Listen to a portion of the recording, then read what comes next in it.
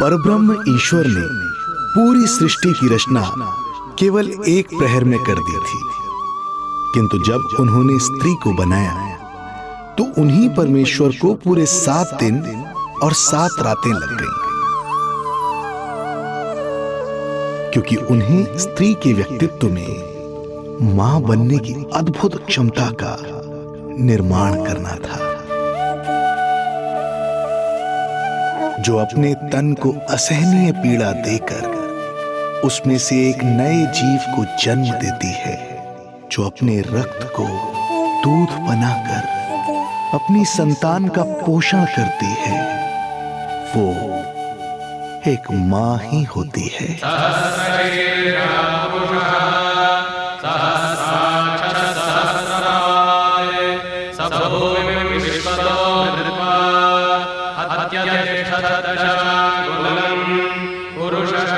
स्वयं भगवान श्री विष्णु भी मां की इस ममता से दूर ना रह पाए, विवश हो गए धरती पर अवतार लेने के लिए।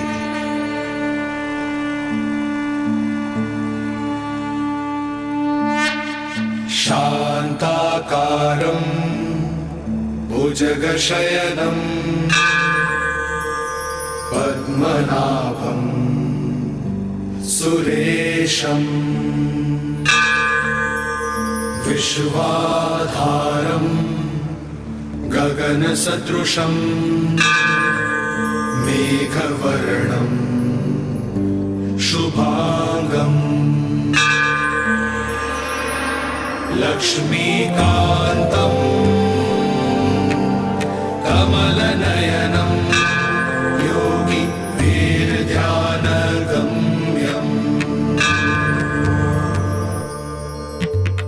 वन्दे विष्णुं भवभयहरं सर्वलोकैकनाथं वन्दे विष्णुं भवभयहरं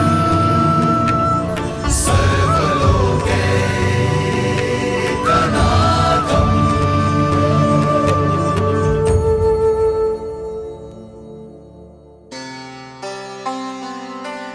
प्रणाम प्रभु। प्रणाम प्रणाम माता।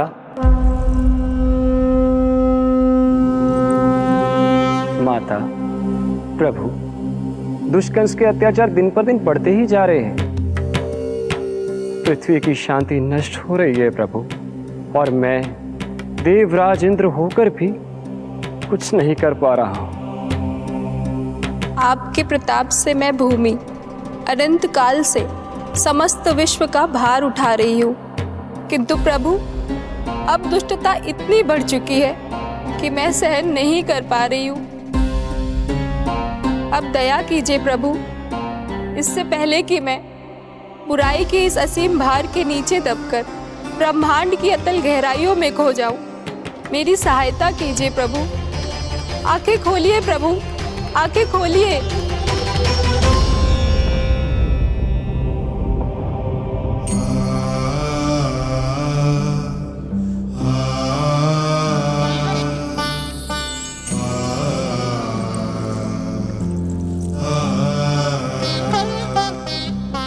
चिंता मत कीजिए, समय की पुकार को अनसुना नहीं करूंगा।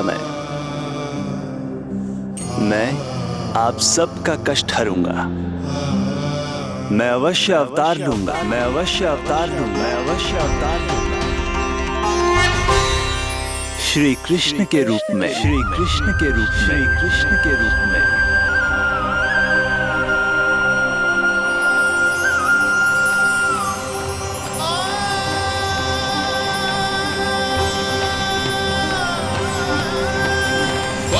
वसुदेवसुतं देवं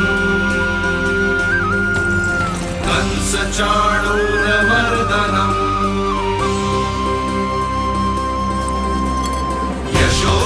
यशोदपरमानन्दम् कृष्णं वन्दे जगद्गुरुं, कृष्णं वन्दे जगद्गुरुम्। वसुदेव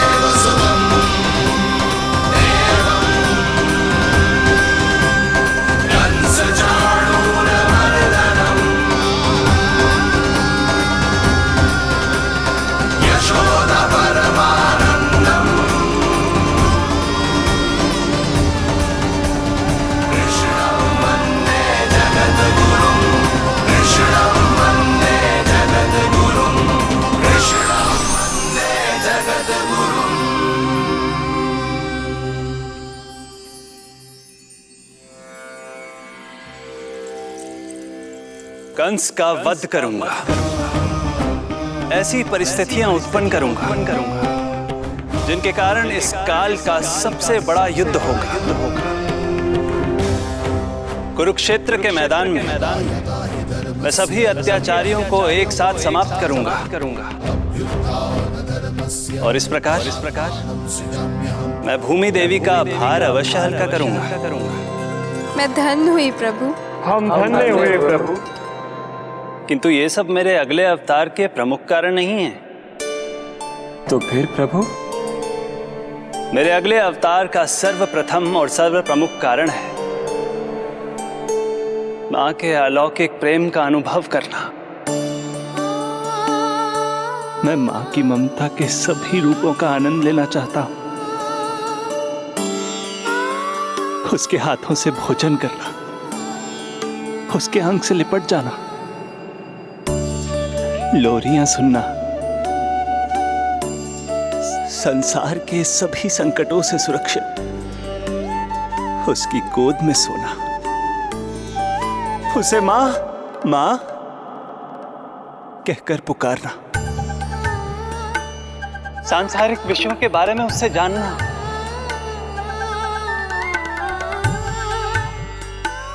और फिर कोई शैतानी कर उसके आगे आगे भागना, उससे डांट खाना और फिर उसे मनाने के लिए क्षमा मांगना।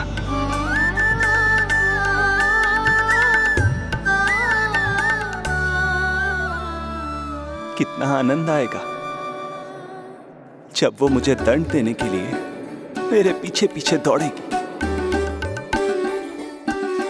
और मैं उस डर से सभी दिशाओं में भागता फिरूंगा। और फिर जब वो थक कर हाँफते हाँफते रुक जाएगी तो मैं स्वयं उसके पास जाऊंगा, उसकी ममता भरी गोद में समा जाऊंगा।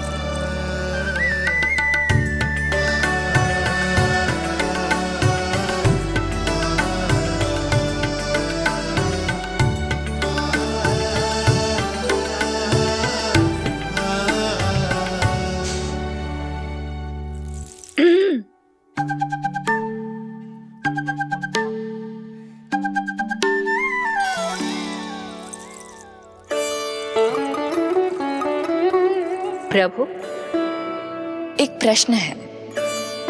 माँ और संतान के अद्भुत रिश्ते के इस आनंद को आप किसके साथ अनुभव करना चाहते हैं?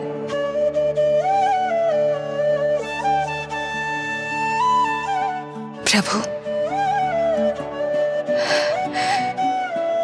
कौन है वो सौभाग्यशाली महिला जिन्हें आपने अपनी माँ के रूप में चुना है? वो महिला है यशोदा। यशोदा।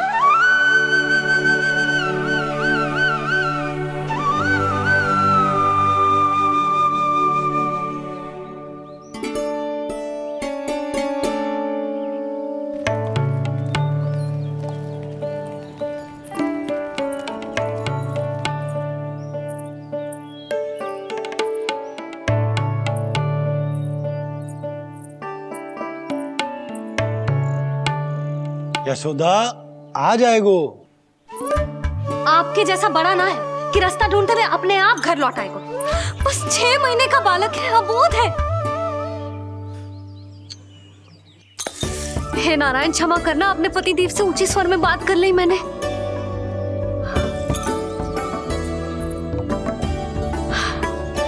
किसी को भी बुद्धि ना है पूरे गोकुल में के नंद जी का बालक खो गयो है, सुबह सुबह घर से भाग गयो है। किसी को ना पड़ी है कि उसे ढूंढे लेकर आए। यही सम्मान देते हैं वे गोकुल के राजा को। हे भगवान, ना जाने मेरा बच्चा कहाँ होगो, कैसा होगो। कितना समय होगा है, अब तक तो भूख भी लगी आई होगी उसे। आप क्यों रुक गए? आप खाओ। हाँ हाँ, आप खाओ, आनंद से खाओ। आपको तो कुछ चिंता ही ना है। माँ ही तड़पती है अपनी संतान के लिए।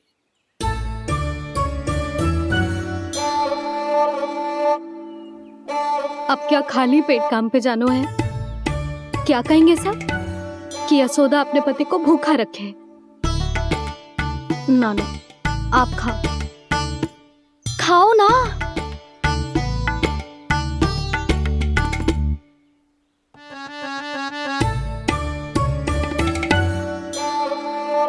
गुड़ के लड्डू कितने पसंद है उसे, कब से बना के रखे हैं।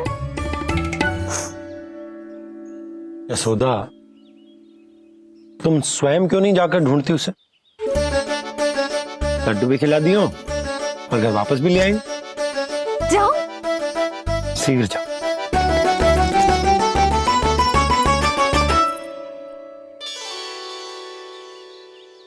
किंतु आप तो खाना खा रहे हो ना पतिदेव?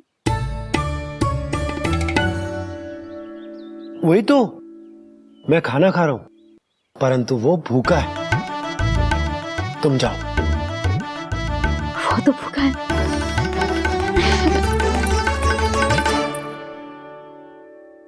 ये बनेगी श्री हरि के अगले अवतार की माँ।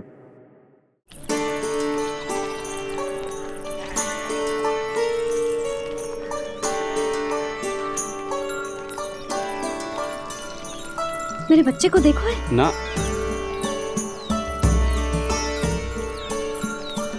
काकी, मेरे बच्चे को देखो है। नहीं नहीं,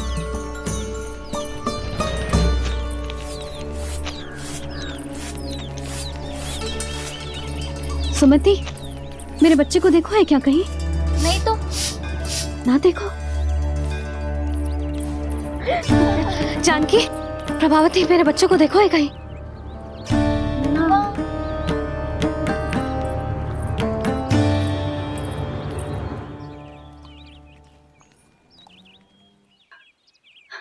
कहाँ है तू? देख, तेरी मैया कितनी चिंतित हो रही है, और तू है कि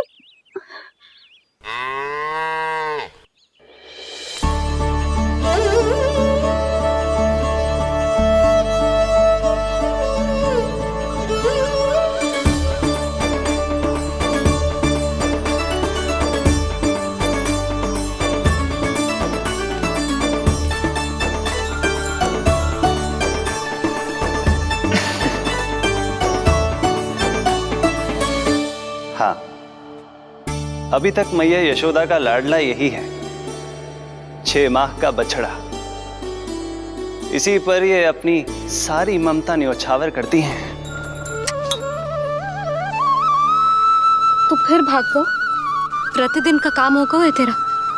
मैंने कही थी ना, मेरे बिना, अपनी मैया के बिना कहीं ना जानो है। ये संसार कितना भयानक है, कुछ मालूम है तुझे? दुष्ट भरे पड़े चारों ओर। वाह, दुनिया की अनोखी मैया और उसका अनोखा बालक, जो कि बालक है ही ना, गाय का बछड़ा है।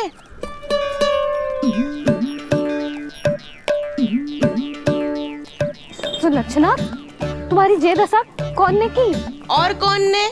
जे तुम्हारे सपूत ने कूद फाड़ के मेरे पूरे बगीचे का सत्यानाश कर दो है। मेरा रामू ऐसा कर ही ना सकता। जे क्यों आएगा तुम्हारे बगीचे में? रंग बिरंगे फूलों के लिए। फूलों के लिए? हाँ, जीप लपलपाती है इसकी मेरे फूलों के लिए। सुबह सुबह भाग के आ जाता हो इन्हें खाने के लिए। फूल खाने? सुलक्षणा, तुम्हें कछु वहम हुआ है। जे मेरा रामू है, जे फूल वूल क्यों खाएगो भला? अच्छा, तो फिर आप ही इसका मुंह खोलो और स्वयं देख लियो। हाँ तो ठीक है, असत्य के पैर ना होते जो अभी सिद्ध हो जाए वो। रामू मुंह खोल के दिखा।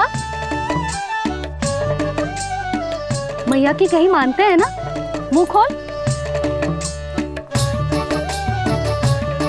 रामू सुलक्षणा चाची को दिखा दे कि तूने उनके फूल ना खाए। चल मुंह खोल, मुंह खोल।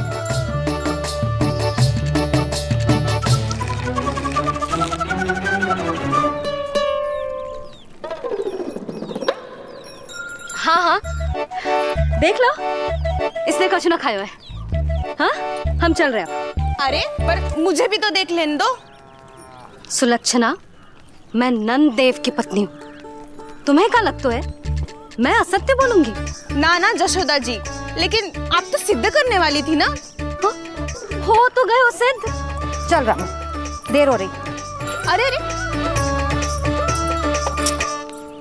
वैसे रामू जी बहुत बुरी बात है, नंद जी का बालक चोरी कर दो। छी,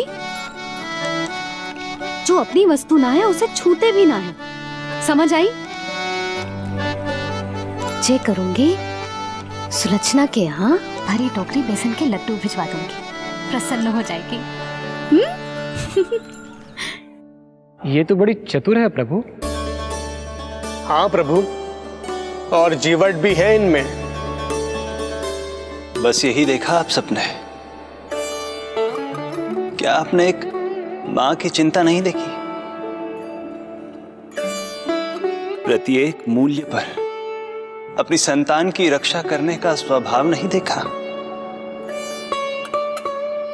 या फिर असत्य भाषण करने पर अपनी भूल सुधारने की व्यग्रता नहीं देखी? कोई बात नहीं, मैं बताता हूं यशोदा क्या है। यशोदा पवित्रता की प्रतिमूर्ति है, विश्वास का आधार सुरक्षा की भावना है, ममता का मूर्त रूप है वो, वात्सल्य की गंगा है, भावनाओं का बहता हुआ निर्झर है। यशोदा अपने आप में परिपूर्ण है। यशोदा मां है। प्रभु, मां यशोदा निश्चित ही अद्भुत है। जिनके यहाँ आप पुत्र बनकर जाना चाहते हैं, उन्हें तो असाधारण होना ही है। किंतु प्रभु, आपके दिए हुए वचन के अनुसार आपको देवी देवकी का पुत्र बनकर जाना है, तो फिर आप एक ही जन्म में दोनों माताओं के पुत्र कैसे बन सकते हैं? आपका प्रश्न उचित है इंद्रदेव। पूर्व काल में प्रजापति सुतप्पा और उनकी पत्नी प्रश्नी ने मेरी घोर तपस्या की थी। उनके आग्रह करने पर मैंने उन्हें वरदान दिया था कि जब वो देवकी और वसुदेव के रूप में पृथ्वी पर आएंगे, तब मैं उनका अष्टम पुत्र कृष्ण बनकर जन्म लूंगा।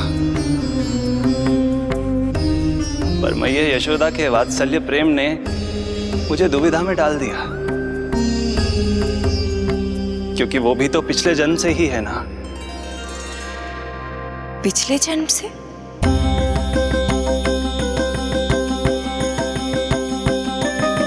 पिछले जन्म में मैया यशोदा 8 वसुओं में से एक श्री द्रोण की पत्नी धरा थी।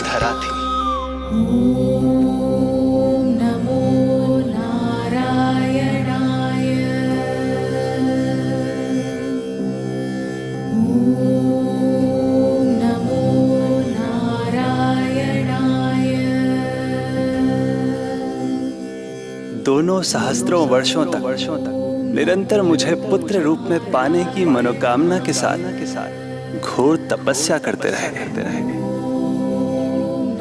अपने तप में वो दोनों इतने लीन थे कि प्रकृति की कोई भी शक्ति उनका ध्यान भंग नहीं कर पाई। किंतु फिर एक दिन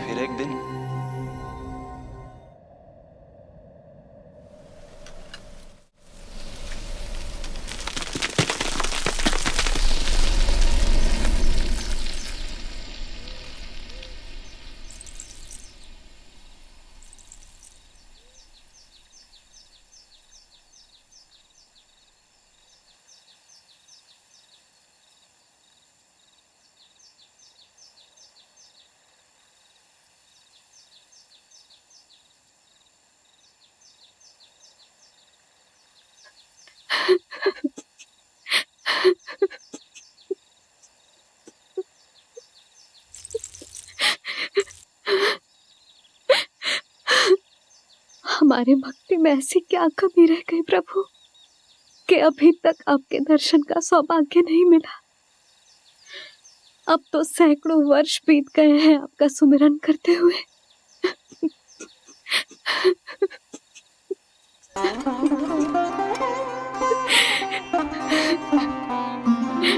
साचा सुमिरन सबसे हरि का, साचा है हरि नाम। साचा सुमिरन सबसे हरि का, साचा है हरि नाम।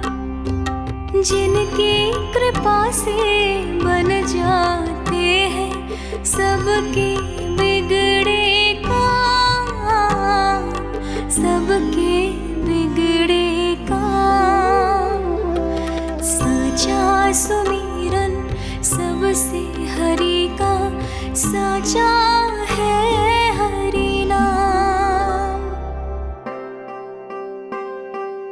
आतुर है आंचल का उपवन, सुनने को पैजनियां छुन छुन।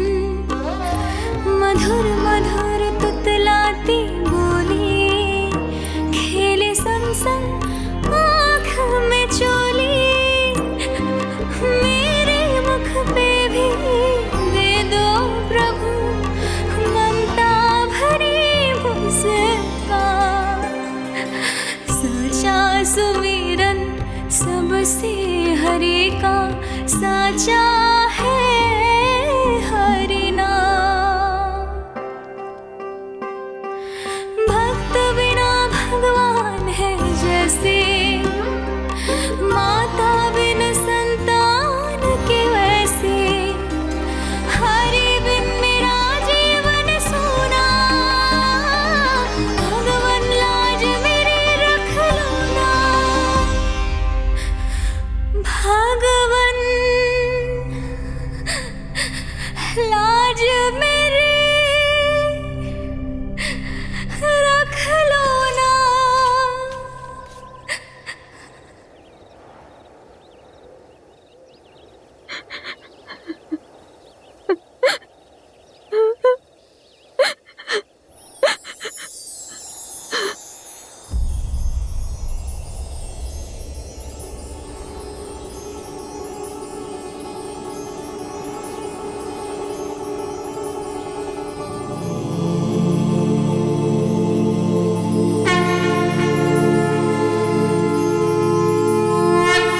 सशंख चक्रम सकिरीट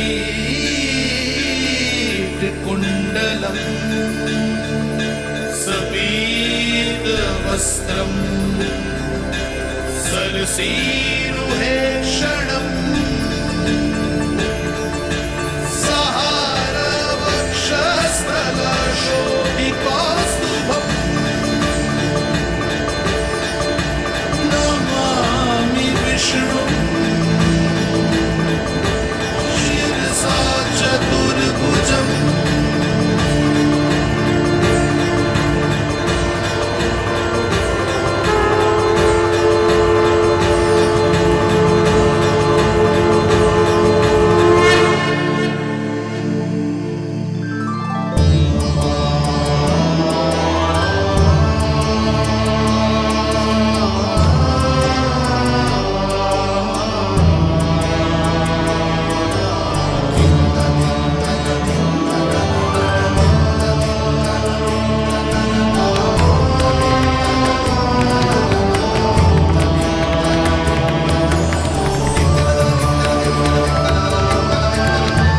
कहिए कहिए, क्या वरदान पाना चाहते हैं आप?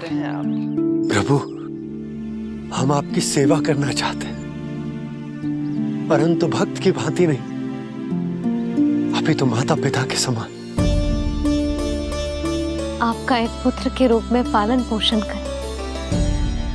आप हमें माँ पिता के भांति प्रेम दें और हम आप पर अपनी ममता न्योछावर कर सकें। बस इतनी ही इच्छा है प्रभु। आपकी इच्छा पूर्ण होगी। मैं आपकी संतान के रूप में अवश्य आऊंगा, किंतु उसके लिए आपको मेरे अगले अवतार के बाद एक और अवतार की प्रतीक्षा करनी होगी, क्योंकि अगले जन्म के लिए मैं पहले ही ये वरदान माता देवकी को दे चुका हूं। प्रभु, किसी भी जन्म में आपको अपने पुत्र के रूप में पाना मेरा सौभाग्य होगा, किंतु मेरी ममता मेरे वश में नहीं है। प्रभु, आप साक्षात मेरे सामने खड़े हैं, किंतु मेरे नेत्र आपके इस दिव्य चतुर्भुज रूप को नहीं देख पा रहे।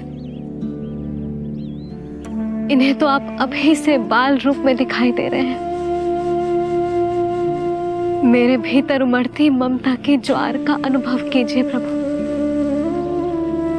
केवल कल्पना मात्र से मेरा वक्ष स्थल दूध से भराया है। ये गोद तरसने लगी है, मन अभी से लोरियां गाने लगा है। मेरे इस अनुरोध को स्वीकार कीजिए प्रभु, कृपा करें। इस माँ से और प्रतीक्षा ना करवाए प्रभु, और प्रतीक्षा ना करवाए।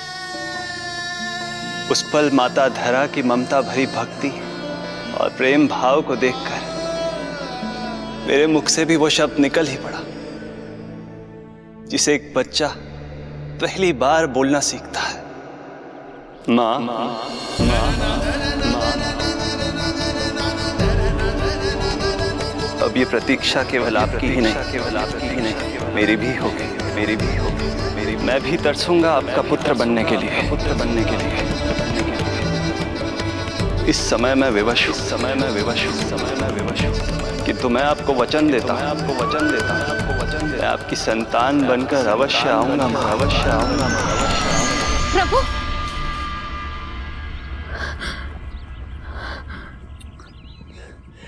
धरा, भगवान ने हमारी पुकार सुन ली। वरदान तो सभी भक्तों को मिलता है, परंतु हमें तो हरि का वचन मिला है। वो आएंगे, अवश्य आएंगे। अब हमें केवल उस शुभ दिन की प्रतीक्षा करनी है। अब और प्रतीक्षा नहीं होगी मुझसे।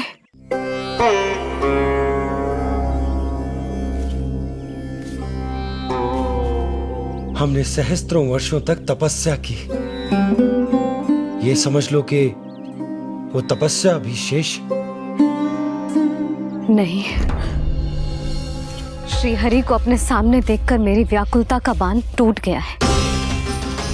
2 जन्म बहुत बड़ा समय होता है स्वामी। अपने पुत्र के रूप में हरि को गोद में खिलाने के लिए अब मैं और 2 जन्मों तक प्रतीक्षा नहीं कर सकती।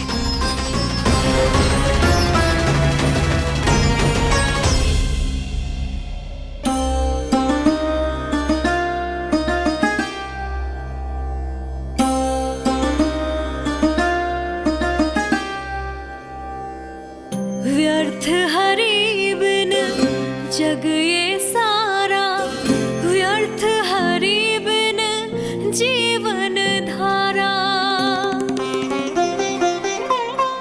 पूजन वंदन व्यर्थ हरि बिन, व्यर्थ धरार जीवन धारा।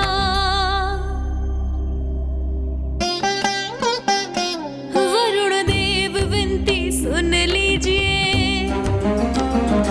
तन मेरा निर्जल कर दीजिए।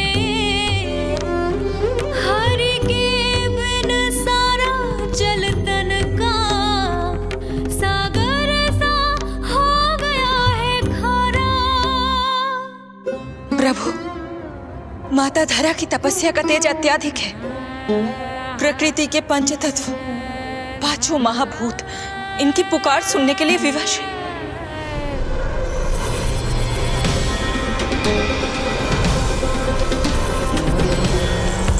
धरा, प्रिय, ये क्या कर रही हो? रुक जाओ। जठराग्नि सब दूर ये कर दो, अग्नि देव मेरे ताप को हर लो। माता जो वंचित ममता से, जग में नहीं उसको कुछ प्यारा। पूजन वंदन व्यर्थ हरि बिन व्यर्थ धरार जीवन धारा। प्रभु, यदि अग्निदेव अपना अग्नि तत्व वापस ले लेंगे तो इनकी पाचन शक्ति नष्ट हो जाएगी और जीवित रहने के लिए शारीरिक तापमान भी अति आवश्यक होता है। यदि वही विलुप्त हो गया तो धरा, तुम्हें मेरी सौगंध मत करो ये। हे भूमाता आकृति दाता, मिथ्या है ये माटी का ढांचा। माटी मुक्त करो इस तन से, जब ना मिला हरि का सहारा। प्रभु, भू तत्व ही तन को भार देता है, उसके बिना ये तो पूरी तरह से ढह जाएंगी। धरा, धरा, ये क्या हो गया? बस करो अब। प्रभु, कुछ कीजिए। मैं संसार का संचालक हूं देवी। नियमों का पालन करने के लिए मैं भी बाध्य हूं। जो वचन मैं पहले ही माता देवकी को दे चुका हूं, यदि मैं चाहूं तो भी उसे तोड़ नहीं सकता।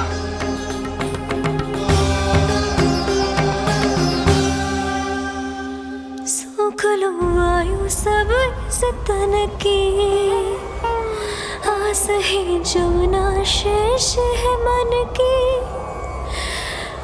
वायु देव कृपा करो अब ये,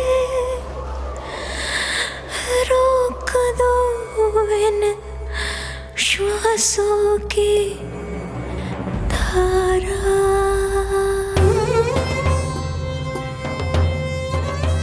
प्रभु, प्राण वायु के बिना प्राणों का बचना संभव नहीं।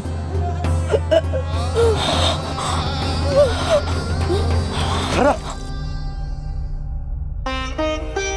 धरा, धरा, धरा, बस करो अब। क्या तुम अपनी सुध-बुध खो चुकी हो?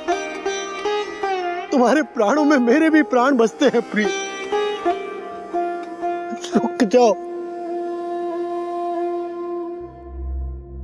हे आकाश देव, तुमको मेरा अंतिम प्रणाम। अंतरात्मा लीन करो मेरी, लेके श्री हरि का नाम।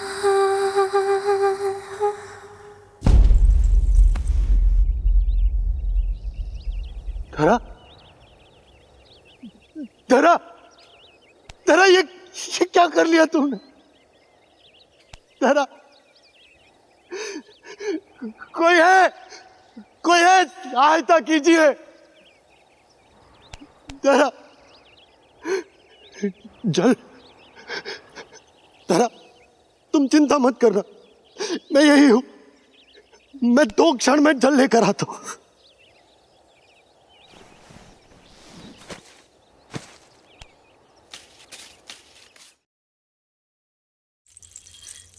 प्रभु, आप नियमों से तो अवश्य बंधे हैं, परंतु आप लीलाओं के स्वामी हैं।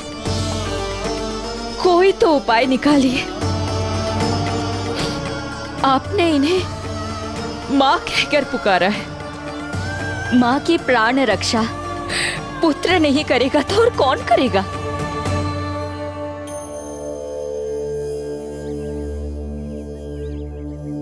प्रेम ना जिसकी सीमा कोई, ना कोई आया माँ की ममता के आगे विवश हुए भगवान,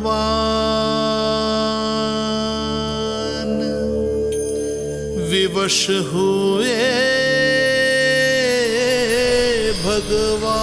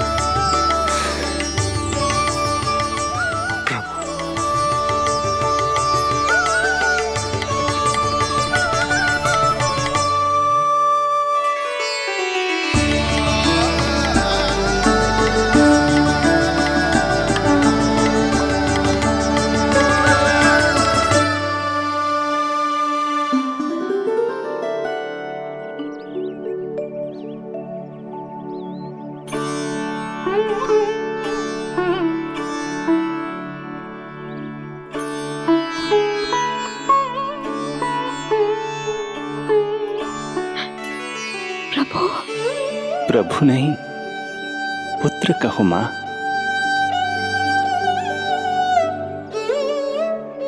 पुत्र, मेरा पुत्र, मेरा पुत्र।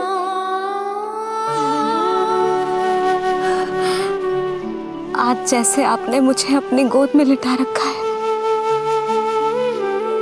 क्या कुछ ऐसा नहीं हो सकता कि शीघ्र ही मुझे आपको अपनी गोद में खिलाने का अवसर मिल जाए? आज तो मैं केवल मूर्छित हुई हूं, किंतु शीघ्र ही यदि मुझे आप पुत्र रूप में ना मिले तो मेरे प्राण चले जाएंगे। ऐसा ना कहो मां।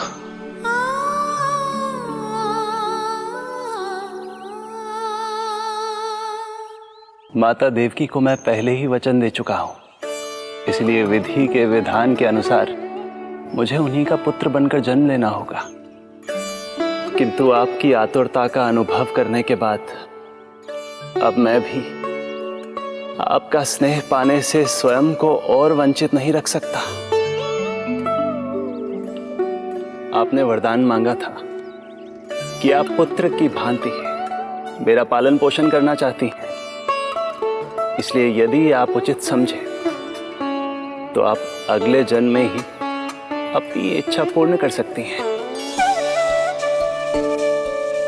जिस आयु में संतान को अपनी मां की ममता के आंचल की आवश्यकता सबसे अधिक होती है, उस आयु में अर्थात अपने जन्म के प्रथम दिन से 10 वर्षों तक मैं आपके साथ रहूंगा। किंतु फिर मुझे अपनी जन्म देने वाली मां माता देवकी के पास लौटना होगा। ऐसा करने से मैं उन्हें दिया वचन भी निभा पाऊंगा और आपकी ममता का सौभाग्य भी प्राप्त कर पाऊंगा। यदि आपको स्वीकार हो तो। स्वीकार है प्रभु, सहर्ष स्वीकार है। एक माँ और पुत्र का नाता केवल उसके कोख से जन्म लेने से ही नहीं बनता, ये नाता तो ममता से बनता है। और मैं अपनी ममता आप पर न्यौछावर करने के लिए आतुर हूं। यशोमती मैया के नंद लाला, यशोमती मैया के नंद लाला, यशोमती मैया के नंद लाला, यशोमती मैया के नंद लाला। तो इस प्रकार परमपिता परमेश्वर श्री हरि विष्णु एक ही जन्म में दो दो माताओं का पुत्र बनने के लिए उत्साहित भी थे और भावुक भी। किंतु जगत माता श्री लक्ष्मी और अन्य सभी देवगण ये जानना चाहते थे कि श्री हरि ये अभूतपूर्व कार्य कैसे करेंगे। भगवान बोले, ये सब संभव होगा उसके कारण जो मेरे अगले जन्म की कथा का मुख्य पात्र है, कंस।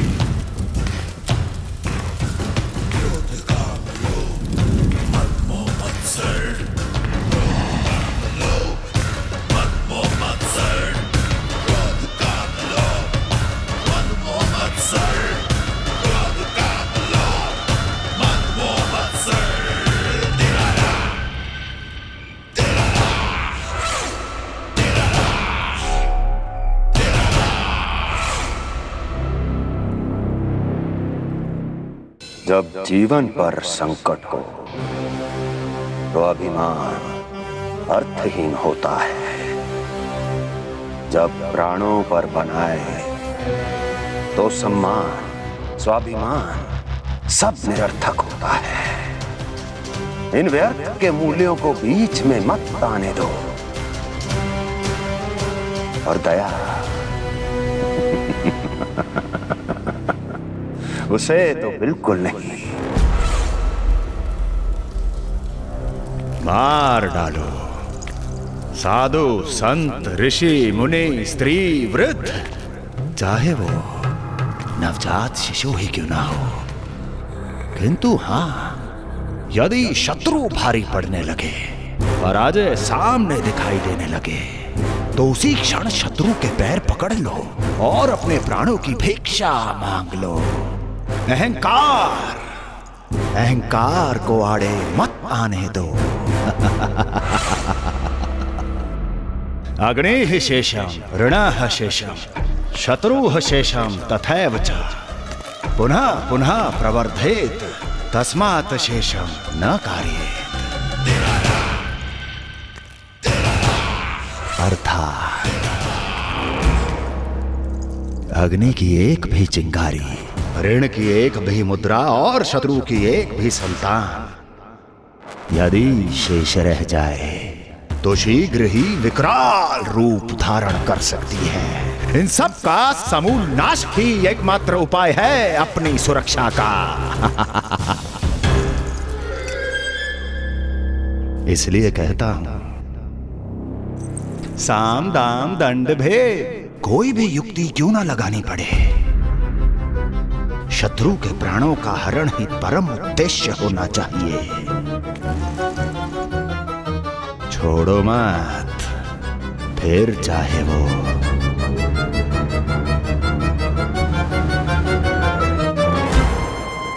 विष्णु ही क्यों ना हो।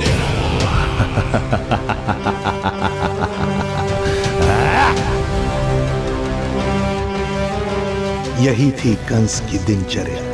वो प्रतिदिन स्वयं को स्मरण कराता था कि स्वार्थ के लिए किसी भी सीमा को तोड़ने में कुछ अनुचित नहीं है। तभी तो राजगद्दी प्राप्त करने के लिए उसने अपने पिता महाराज उग्रसेन को भी नहीं छोड़ा था। पिताजी,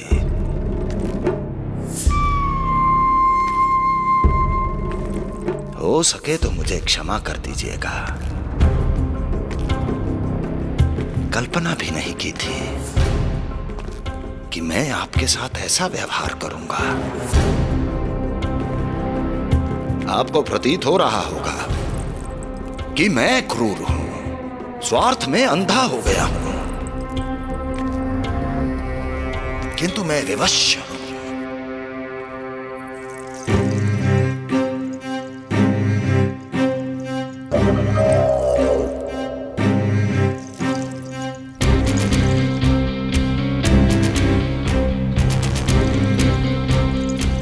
आज से सत्ता का ये भार अब मुझे उठाना पड़ेगा पिताजी, क्योंकि आप तो अत्यंत दयावान हैं। अपनी आवश्यकता से अधिक प्रेम आपको अपनी प्रजा से है, किंतु मैं ऐसा नहीं। मैं अपने शत्रुओं का काल हूं। तभी तो मेरे प्रति दुर्भावना रखने वाले मेरे सम्मुख आने से पहले थर थर कांपते हैं। इसलिए मथुरा का राज सिंहासन मेरे साथ अधिक सुरक्षित रहेगा, क्योंकि मैं आपसे अधिक उपयुक्त हूं पिताजी। मेरा विश्वास कीजिए। हृदय पर गोवर्धन पर्वत रखकर मुझे यह निर्णय लेना पड़ रहा है पिताजी।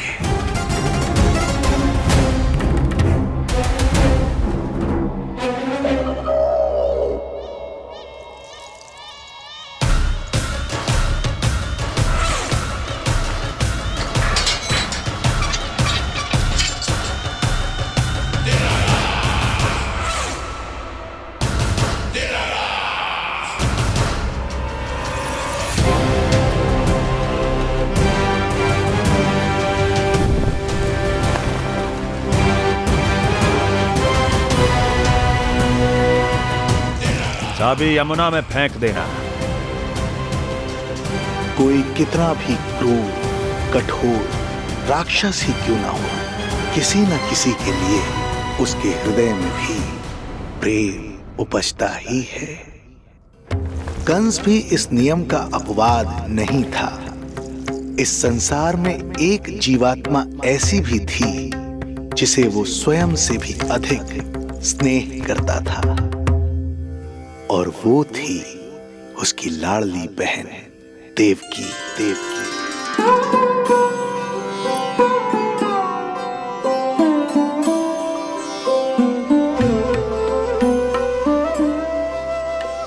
देवकी के लिए कंस एक राजा नहीं, मात्र भाई था, जो अपनी बहन की छोटी सी मुस्कुराहट के लिए आकाश पाताल एक कर सकता था। अत्यंत धूमधाम से उसने अपनी देवकी का विवाह यादवराज वसुदेव के साथ संपन्न करवाया। रुको, रुको।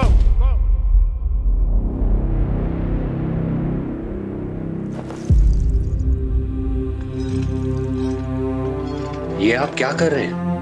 आप मथुरा नरेश हैं? नहीं कुंवर जी, आज मैं मात्र वो भाई हूं जो अपनी प्रिय बहन के साथ बस कुछ क्षण और व्यतीत करना चाहता है। कंस के हृदय में देवकी के लिए उमड़ता प्रेम का सागर तब अचानक सूख गया जब उसने ये आकाशवाणी सुनी। महापापी अत्याचारी कंस